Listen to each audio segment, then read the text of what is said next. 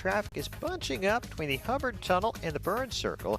It's a 21-minute trip time, O'Hare to downtown, outbound 20. The Edens is 15 minutes either way between Lake Cook and Montrose. And about Eisenhower, just a little congested approaching the tri-state. 29 minutes, 390 to downtown, outbound 28. Inbound Stevenson is tight, Ashland to the Rhine. 31 minutes, 355 to the drive. The Ryan, 19 minutes from 95th.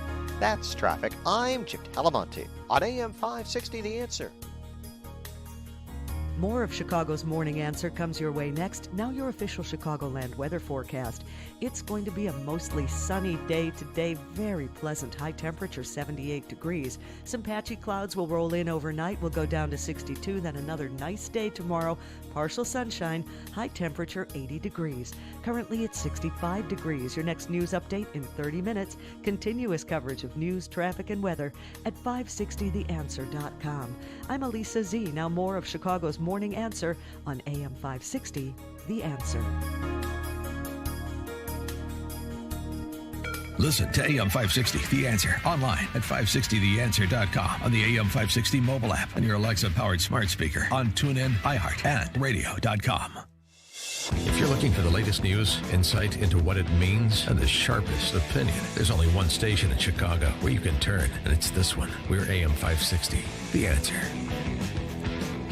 Good morning, Dan and Amy. Our friend Dave Seminara, writing in the Wall Street Journal about corporate wokeness. Starting with my morning coffee, I love La Colombe. What? But was dismayed when the company joined the Facebook advertiser boycott, which now has nearly 1,000 companies.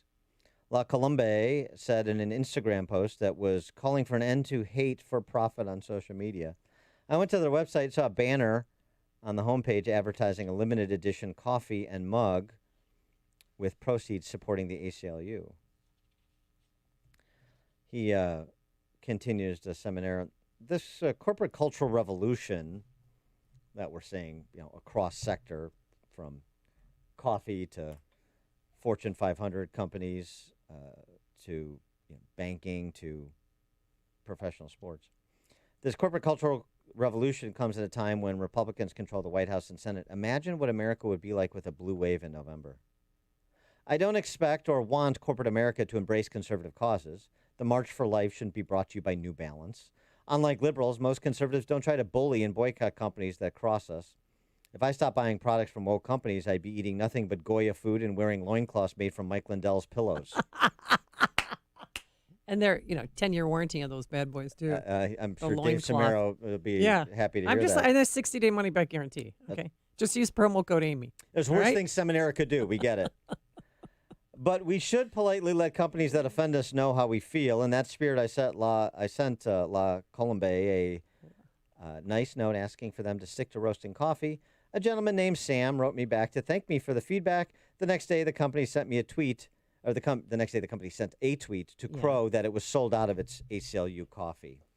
What to do in the face of cultural Marxism that is mainly signaling, not serious.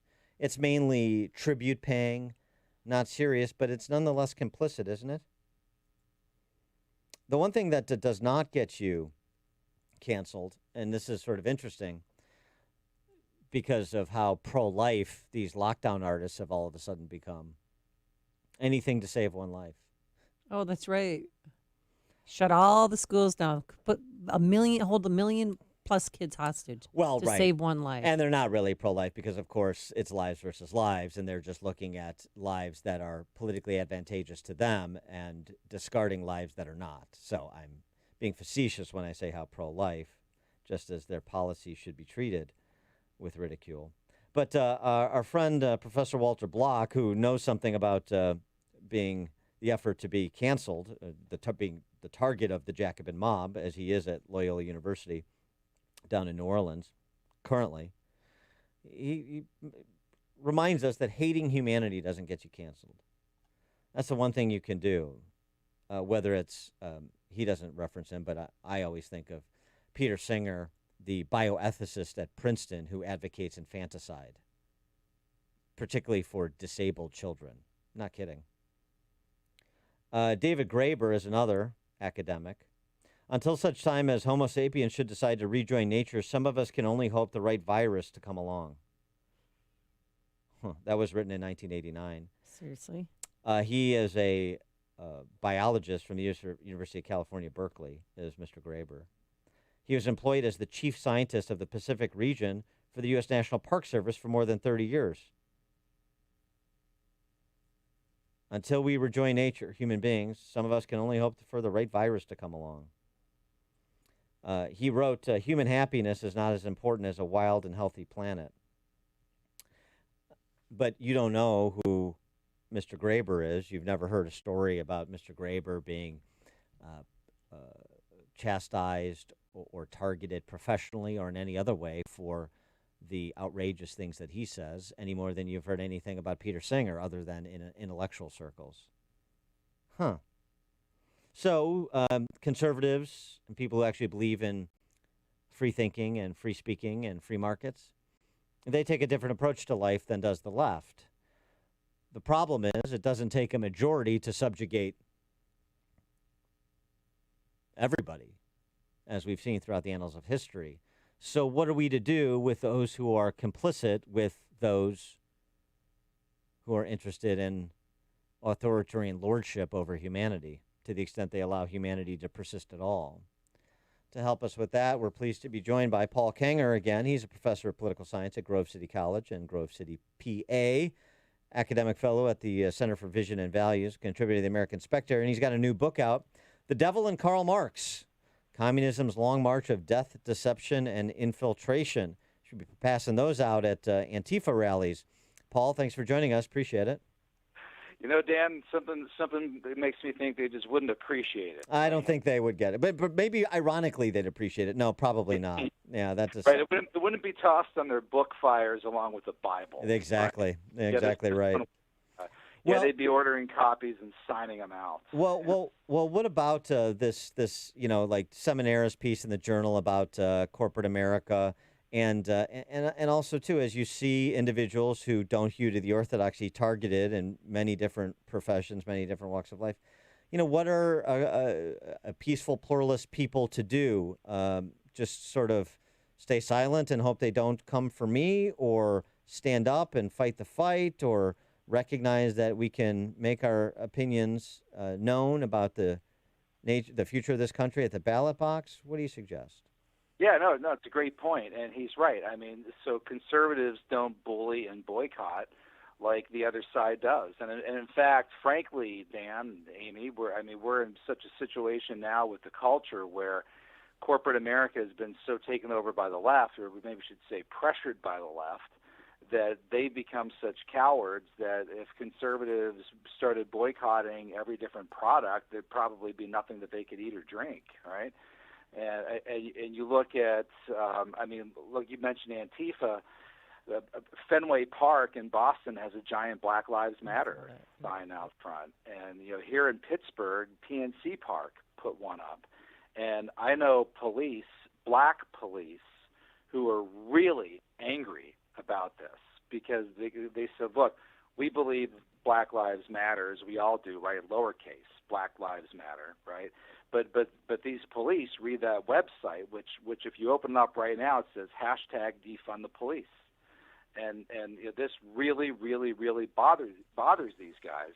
And the fact that you would have baseball teams and sports venues along with corporate America adorning their entire sides of stadiums with something like this, that really bothers them. And I got the quote right here from the website. There's this horrible statement, you guys, at the Black Lives Matter website. Let me see what defunding the police really means. And it says, quote, "We know that police don't keep us safe." It actually says that at the Black Lives Matter website. I'm going to repeat that. Quote, "We know that police don't keep us safe." Dave Clark, who's the African American, and he was the former sheriff in Milwaukee County in Wisconsin. He says, quote, "The biggest losers in all this will be poor black people in crime-ridden ghettos. The police are the only thing standing between them and violent criminal predators. You'd have to loathe black people to do that to them." Yeah, Yeah, but here's the issue though. Is right. Commonsensical people understand this, including per this Gallup survey that was previously mentioned. 80% of Black Americans who want the same or more police presence where they live. The problem is you have a small minority of thugs who are running rampant because the people in positions of authority are either facilitators or part of them. And that turns out to be a real problem for the future of a free society because, again, as we know throughout history, it's always been a motivated minority that has changed its course, whether for good or for bad. Well, that's exactly right. And this is going to seem a strange transition to my book topic, The Devil and Karl Marx. But Manning Johnson, who I have a full chapter on him in this book, and he was a great African-American ex-communist, and he testified before Congress in 1946. And he said there's something that Dan, I keep coming back to this. I read this over a year ago, but he said here, quote, he told us to Congress, "It is an axiom in communist organization strategy that if an infiltrated body has 1% Communist Party members and 9% Communist Party sympathizers with a well-rehearsed plan of action, they can effectively control the remaining 90%. And by the way, where he goes with this, in the large sections of the religious field, due to the ideological poison which has been filtered in by communists and pro-communists through seminaries, the backlog of sympathizers and mental prisoners of socialistic ideology is greater than the 10% necessary for effective control." So his point there, to your point, Dan, is all it takes is 1%. Well, right? It's something in real time too. You don't have to go back to the Bolshevik Revolution and the evil empire in the 20th century. Look, the Chinese communists. There's something like 100,000 of the 1.4 billion Chinese that are members of the Chinese Communist Party. 100,000. Right. And that 100,000 operates a totalitarian government that persecutes people of faith across all faith traditions, and otherwise maintains its thumb on the entire populace in terms of their livelihoods, their education, and the like. All you have to do is this idea, we have it all wrong. We say it's only 100,000 communists over in China and the Politburo. The people want something else, right? And the people in Iran want something else, right? Well, guess what? The people don't control any of the structures of authority, particularly those structures that have a monopoly of force. And so the people will continue to be subjects, not citizens. And again, the idea that something like that can happen here, I think, is being challenged by what we're seeing happen here, particularly in big cities right now. Yeah, that's right. And people become passive participants, or they don't say anything. To quote Edmund Burke, all it takes for evil to prevail is for good men to do nothing. And people sit there and quietly don't say anything. I have academic colleagues, and I mean, we've heard this for decades, right? They'll say, it'll be people on our side, conservative academics. There's not that many of them, but the ones I know, and they'll say, "Oh, I don't want to engage in the culture war. You know, that just seems very unseemly. I'd rather not talk about abortion." And I'll say to them, "Well, we need a guy like you who's an expert on moral ethics to speak up against Peter Singer, right? When Singer was saying this stuff 30 years ago back at Princeton." And they don't say anything because they don't want to be boycotted on Twitter. Right? They don't want to be shamed on Twitter. They don't want to be called names. I mean, imagine standing before Jesus someday and saying, "Well, I'm sorry, Lord, that I didn't do that, but I didn't want to be called a bigot on Twitter." Yeah, you right? Want to be blocked or harassed. Yeah. And that's where people are. I think I misspoke. I think I said 100,000 members of the Chinese Communist Party. There's 100 million, but again, 100 million of 1.4 billion. That's so 1/14 of the population. The point still stands. I just misspoke. Actually, you don't know how right you are. So, first of all, 100 million. It's kind of like the Soviet Union. You're forced to join the Communist Party if you want a government job, right? Right. The nomenclatura. But even worse than that, but you said that number. The Long March in China in 1934 and 1935 started with 100,000 people, 100,000 communists. By the time that they were done, they were under 10,000. And amazingly, within a decade after that, the Kuomintang annihilation campaign by Chiang Kai-shek, they tried to wipe out the Chinese Communist Party. Mao and his goons were down to a few thousand, and they were able to take over a country of 1 billion people, and they'd held it for 70 years. Yeah. And look at Cuba. Cuba's been held for over 60 years, and that's only 70 miles from Key West. They were America's closest ally in the Western Hemisphere, if not anywhere in the world at that point. So it is amazing what 1% even can do, especially when, again, all it takes for evil to prevail is for good men to do nothing. And people in our country sit around and won't say anything. They won't speak. Goons come into their towns and tear down statues. Forget about Stonewall Jackson and Jefferson Davis, right?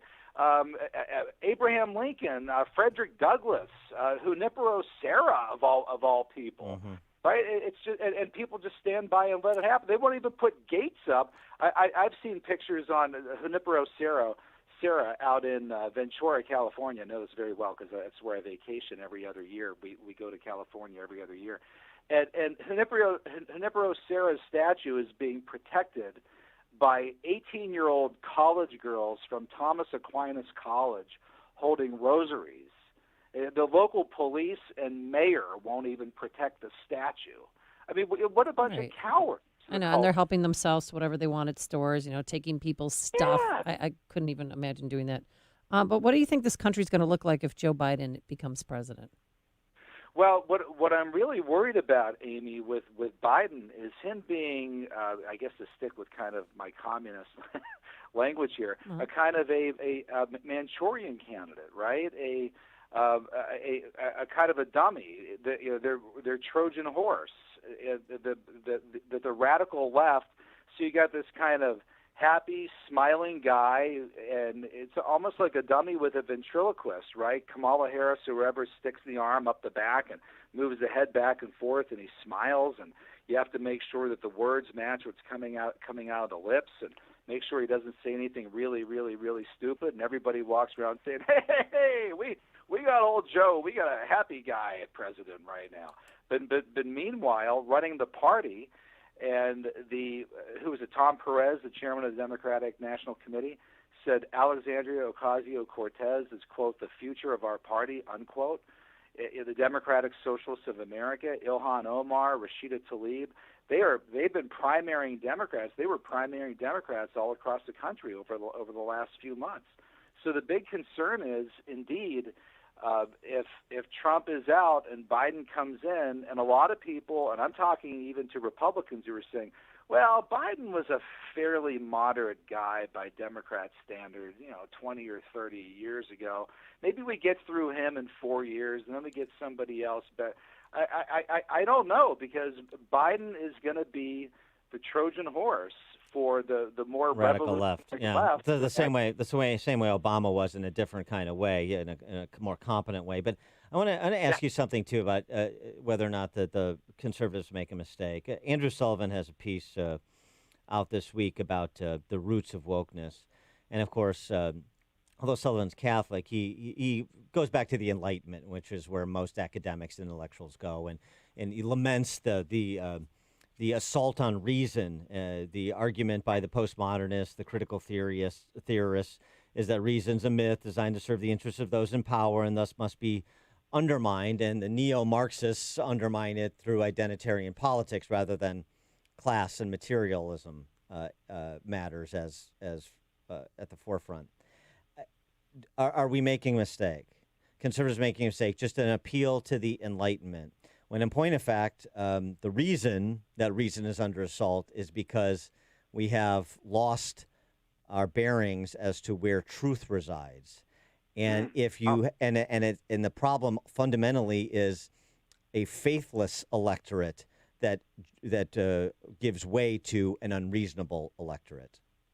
Wow, that's great, and to have a gay man saying that, right? That's Andrew Sullivan. It's a start, yeah. It's a start. Yeah. He doesn't go back far enough, is my point. It's the Chesterton observation that once you have given into unreason, you are ready for unkindness. But he points out that when people lose their faith in God, they won't believe nothing, they'll believe anything. And so this is anything. And so faith is the first piece of it. Then down goes faith, down goes reason, and up comes neo-Marxism.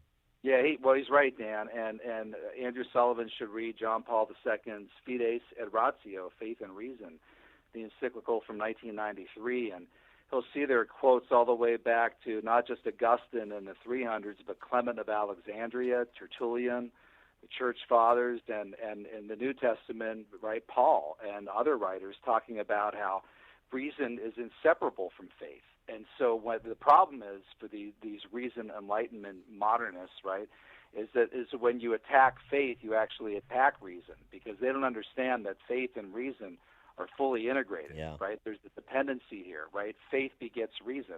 Reason takes you to faith.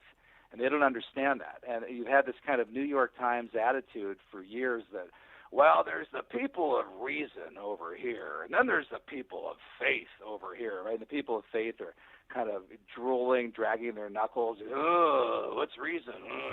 but no, I mean, the two reinforce one another.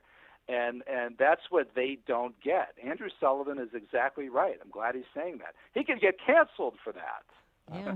Paul, he canceled himself from New York Magazine after Barry Weiss resigned, same day, I think, actually. Paul Kengor, professor of political science at Grove City College in Grove City, PA, senior academic fellow at the Center for Vision and Values, contributor to the American Spectator, and the new book, The Devil and Karl Marx, Communism's Long March of Death, Deception, and Infiltration, which comes out